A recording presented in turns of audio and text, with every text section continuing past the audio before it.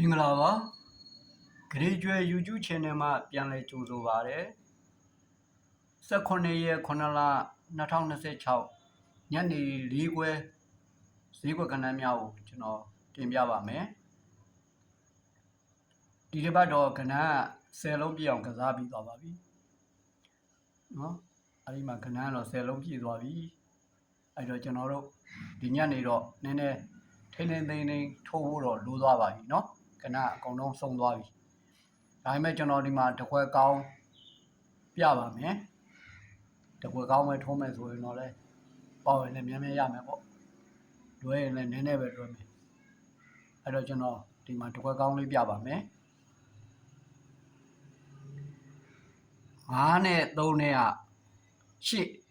8ကနက်ခတ်က1အဲ့ဒါထိပ်စီးပါ16လို့ထွက်တယ်3ညနဲ့6နဲ့က6ကနက်ခတ်က9အဲ့ဒါထိပ်စီးပါ9ခွန်လို့ထွက်တယ်3နဲ့9နဲ့က3ညရဲ့နက်ခတ်ကခွန်အဲ့ဒါခွန်ထိပ်စီးပါအဲ့ဒီမှာကျွန်တော်ဗရိတ်ကိုပြပါမယ်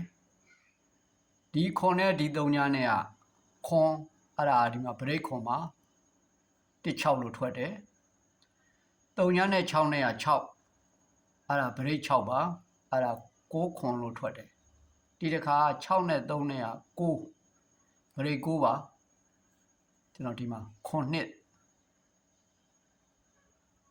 လို့တင်ပေးလိုက်တော့ပါတယ်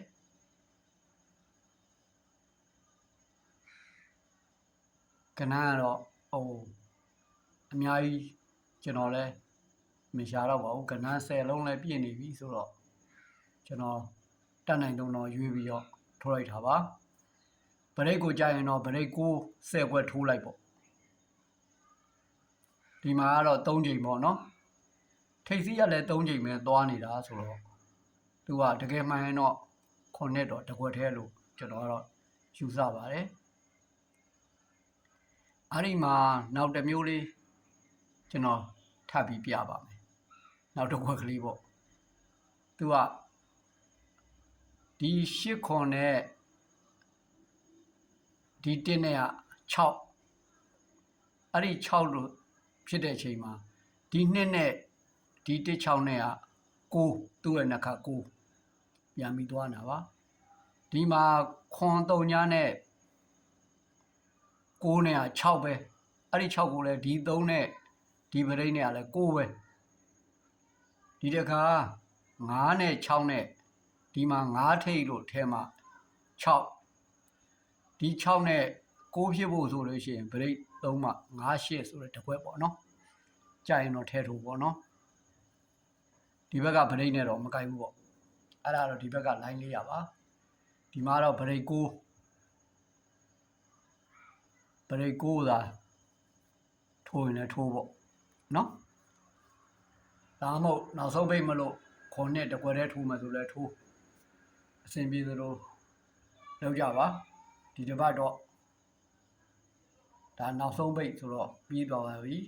ကျွန်တော်ဒီတစ်ပတ်ကတော့ public ကိုလည်း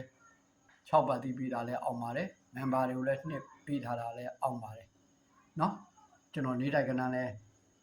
80တကွက်တော့တဲတိုးတယ်ပေါ့နော်ကျန်တာတော့မတိုးပါဘူးတစ်လုံးလွဲတွေဖြစ်တယ်เนาะမနေ့ကလည်းကျွန်တော်51